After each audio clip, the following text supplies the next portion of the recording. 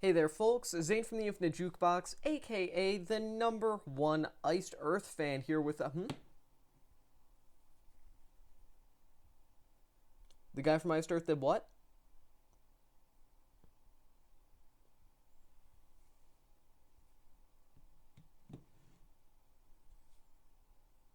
The number one Armored Saint fan here with another album review, and today I wanted to talk about the new DragonForce record, Warp Speed Warriors.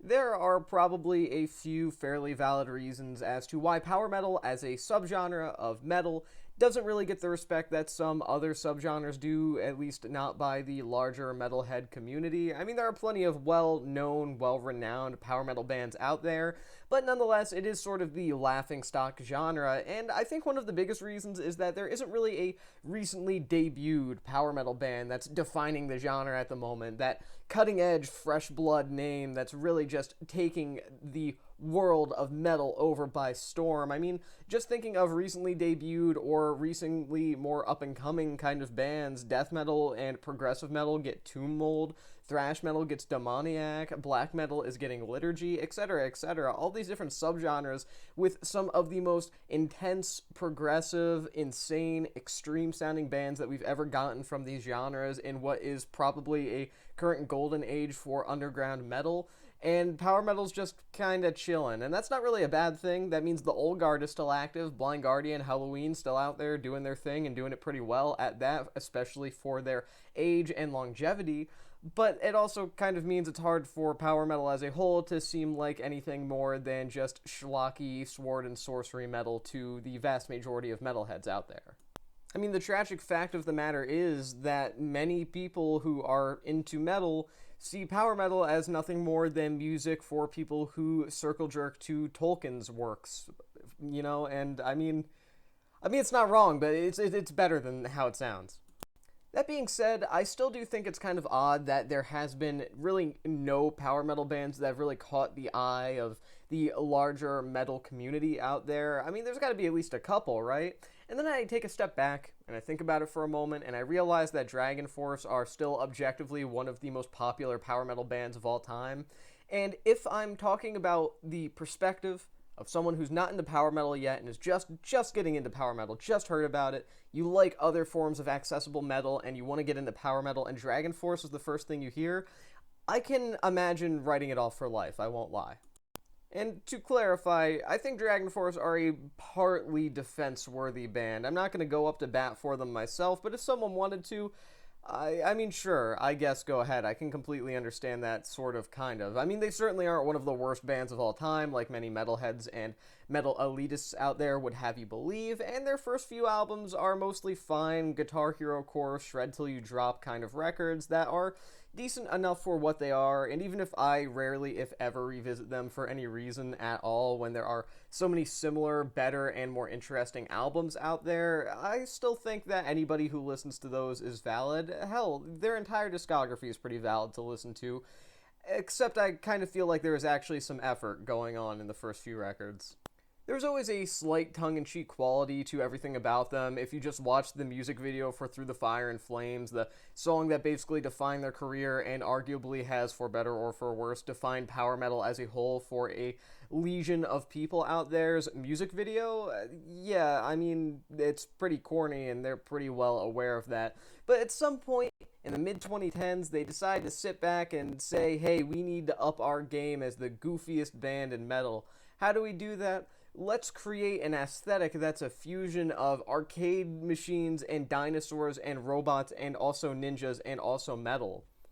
Because that's something that'll work out really well. Look, ultimately this entire brand that they have going for them makes them come across as more of a Nick Jr. parody of what a metal band looks and sounds like rather than a legitimate band made up of actual people and real musicians. But the issue isn't in the concept, if I'm being totally honest, because there's nothing wrong with a band being just a little silly, just a little wacky. There are a number of heavy music bands throughout history that have been more than self-aware and have pulled it off pretty well. Green Jello, Spinal Tap, even Steel Panther to an extent, even if I do have my own respective qualms with them, but I digress. This is something that has been done well in the past. It is very possible to make good, heavy metal music while also just getting a little goofy with it, just being a silly little fella with it. And that's totally fine to do. The issue is that DragonForce are terrible at it. The real reason that DragonForce don't work in execution is because of the fact that they had the chance to be endearing, to come across as likably dorky, again, just a little goofy, not necessarily something that would appeal to me, but if I didn't have strong opinions on this, then I wouldn't be reviewing it on this channel. The issue comes in the form of the way that they actually go about being a bit tongue-in-cheek, because it's not just a slight bit of self-parody, it's full-on attempt to pander towards this sort of geek culture inclined side of metal audiences. And as someone who falls into that category, I am just generally annoyed with this album. Everything here just feels so forced, as if they're just kind of poking you in the shoulder, like, you like this nerd shit, so you're gonna like this, right? It almost feels a little bit insulting in a way, not necessarily because they're talking down to the listener or anything like that, but because they made this album so simplistic and so mindless that it's almost like they're saying, hey, anyone who likes this stuff, yeah, you can't take anything that requires actual effort because that's a little too much for you, so we're just gonna put in the bare minimum. And that just is not great. I don't think I need to clarify that. You have tracks like Power of the Triforce, for example. And to clarify, for those who don't know, that's a Legend of Zelda reference. Legend of Zelda, I don't even know how many games are in this franchise at that point, and there is so much lore. There are so many game theory videos that are multiple hours long discussing the lore of Legend of Zelda. There's so much to work with there. You could write so much about it. But instead, it just kind of vaguely talks about some things that are in the Legend of Zelda games fairly frequently that people will know about, and just sort of nudging you like, you get it? It feels like a 40-year-old really sweaty Nintendo fan just sort of jamming his elbow into your ribs repeatedly to make sure that you got the most surface-level reference possible. It's very annoying, to say the least. And really, the thin nature of what is presented here is ultimately one of the biggest issues with Warp Speed Warriors as a record. There's a lot of media here, a lot of franchises, a lot of sort of dorky references here that are so obvious that you can almost tell that DragonForce had absolutely no desire to go even remotely deeper with the discussion surrounding any of these works. I mean, there are multiple references to things like The Legend of Zelda and Warhammer on here. These are franchises known for having extensive bodies of lore to work with, countless characters, countless events within their own respective worlds, and they choose to work with none of them and just list off the most mindless surface-level stuff, assumedly for the sake of appealing to even people who aren't into them. Going back to the Power of the Triforce, I think everybody is aware of at least what the Triforce looks like, even if you've never even breathed on a single Legend of Zelda game before, but still, it just comes across as completely shallow because of it. I think the worst offender of this, however, is the track Space Marine Corps, which is a song that's directly referencing the aforementioned Warhammer franchise, which has this atrocious military call section that feels unnecessary on a record that in and of itself feels entirely unnecessary. And with the ever-popular status of Warhammer, combined with its extensive history, its extensive writing and dialogue, lore, whatever, I don't play Warhammer, and a fan base that kind of scares me with how dedicated they are to it, but I respect it, there should be so much to work with here. There is probably enough material in Warhammer alone to make an entire career out of doing nothing but writing songs about it. Hell, Blind Guardian did that with the whole Tolkien Middle-earth universe. You can do it with Warhammer, okay? I mean, it just feels like DragonForce listing off things that they know are in Warhammer and not really going even remotely in depth about it. I mean, I don't think that you need to have played Warhammer to be like, oh man, there's probably orcs in that, because it's a fantasy game, and there's orcs in a lot of fantasy games and franchises because that's how fantasy works, and that's a common fantasy trope. It's so bafflingly unnecessary the way that they just completely refuse to even slightly dive into the franchises, into the topics that they choose to go into here. And again, I understand that there is arguably the perspective of accessibility, having these songs be fairly vague so that people who aren't into them would be able to appreciate them still in their own right as a unique original story. And listen, as someone who's never played Warhammer, does not know how Warhammer works, had Warhammer mildly explained to him one time and gave up halfway through because I asked the other person to stop. I've never really met anyone who's that into Warhammer besides one person, etc., etc. I wanted more. I wanted more from it. I want DragonForce to tell me about Warhammer because screw it, why not? I'm not going to learn about it in my own free time, but hell, if you can put a good power metal backing to it and make it interesting, make it engaging, make it an exciting story that holds up on its own while still going into the lore, then it can work perfectly. And that's the thing. They shouldn't be worrying about having, too much lore or the lore being too deep here, because at the end of the day, it's not about what is or is not canonical to the Warhammer universe. It's a matter of how they can handle it. I don't know much about Warhammer, I won't lie, and this is just a continuous example for the multiple franchise referencing tracks on this record, but I do know that it is a franchise with a huge amount of story behind it and so much to work with. And obviously it has a dedicated fan base, which surely translates to at least some quality stories in there. I'm not saying that every single thing about Warhammer is a total banger or anything like that, but I feel like there's got to be at least some good content in a franchise that's been going on as long as it has and has literally caused people to go bankrupt. I feel like there is so much that DragonForce aren't doing here, that they are refusing to do, and instead of really having fun, just completely geeking out about something that's really interesting and exciting for a lot of people like myself, they just choose to read the first few paragraphs on the Wikipedia page, and then they just call it a day and, finish the record later, I guess. In its worst moments, Warp Speed Warriors feels like a massive corporation showing up to a random convention for, I don't know, say gaming, say whatever other dorky stuff that myself and people who are probably watching this are into, and just presenting the most boring thing that you've ever seen in your life, like a property management company showing up to a convention and giving the least interesting presentation you've ever seen, but trying to do it through this sort of relatable language, trying to compare it to things that they do not understand whatsoever, just making it that much more cringeworthy. It's no longer just boring and dull, it's now a little bit annoying, and I think that's a pretty accurate example of what DragonForce have going on here. I mean, hey, maybe the dudes from DragonForce are really passionate about the stuff they're talking about on this record. I think it's great if they are. I think that more people should be passionate about silly things. That being said, if they really are, they certainly don't show it. I mean, the songwriting here is just so minimal. I mean, speaking my own language, it'd be like if I wrote a song about Doctor Who and instead of doing anything even remotely in-depth about various storylines throughout that series and all of the media surrounding it, I just went TARDIS, regeneration, sidekick, and that was just the end of it. That was the whole thing. Or if I did like one about Fire Emblem and I just started listing names, but I didn't actually say anything, I just said Marth, Ike, Crom, Dimitri, and did not elaborate whatsoever. Just the most shallow, uninteresting commentary and storytelling that I could possibly provide. That's what this record is, but in its own unique way.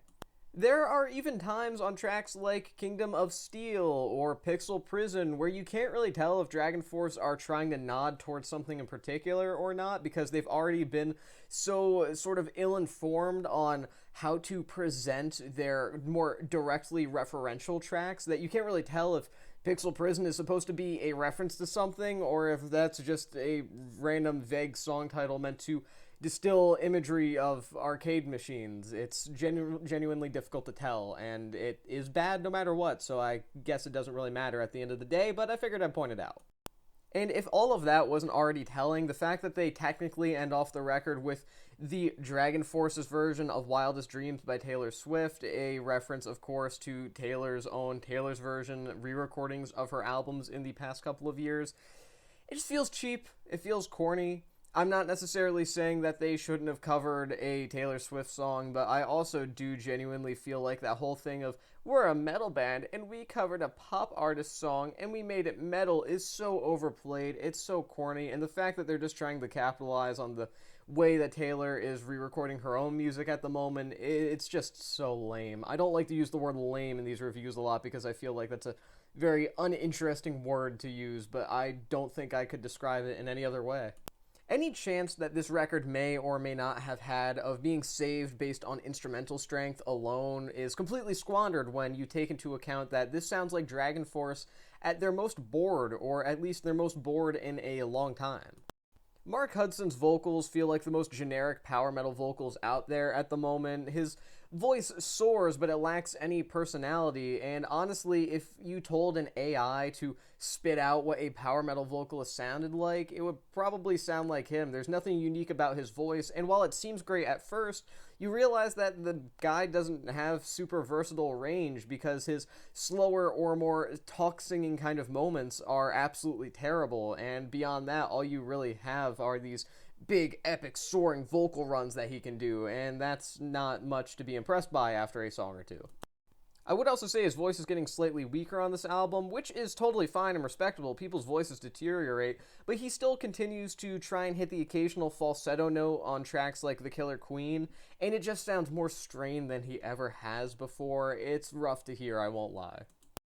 The guitar work provided by Herman Lee and Sam Totman is extremely dull as well. From a technical perspective, extremely impressive, don't get me wrong, but from the perspective of having memorable riffs, having memorable melodies, having distinct solos, there's nothing to be had here. The melodies, the few that do manage to stand out, mainly come from the aforementioned Hudson's vocal work, and the solos that are here, again, while complex, while impressive, feel largely self-indulgent and soulless in the way that only a group of musicians that are constantly described as virtuosic by people that listen to DragonForce can sound.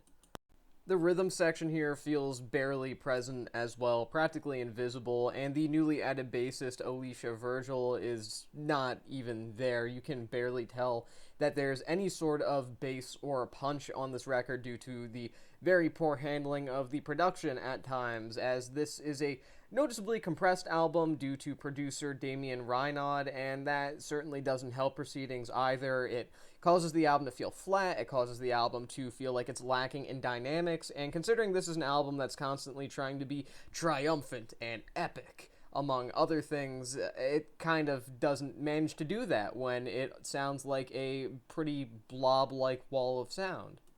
I would say that maybe the only track on the entirety of Warp Speed Warriors that even comes close to being interesting, isn't quite interesting, but comes close to being interesting, is the single Doomsday Party, which sort of leads into more of this glam-like, disco-like kind of direction, which is derivative in its own right of a lot of 80s glam metal, but is nonetheless a different sound for DragonForce, so there's that at least, but even still, the instrumental sounds too sterile. They don't go far enough with trying to make their own interesting sound. It just sounds like a slightly more mediocre than average Poison cut, which is already saying something because Poison as a band were already extremely mediocre. Yeah, you get my point. There's just nothing of substance here.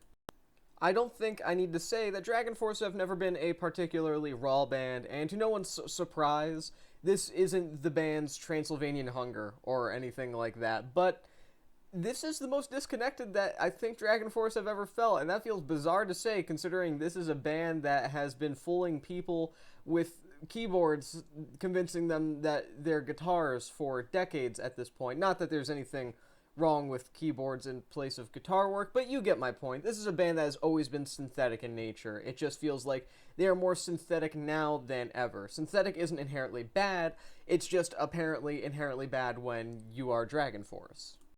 I will say there's an argument to be made that DragonForce are maybe a little bit overhated by people who lean into the heavier sides of metal, a lot of black metal fans, a lot of thrash, a lot of death, a lot of prog metal fans. But I will say as a whole, based on the trajectory that the band have been going for their past few albums, including this one, I think that maybe the hate is warranted to at least a fair extent. Power metal is a genre in and of itself that does not get enough appreciation, and bands like Gamma Ray, for example, deserve their flowers for putting out a number of classic albums, creating careers for themselves that are absolutely iconic and important to know about if you really want to get into the history of metal as a whole.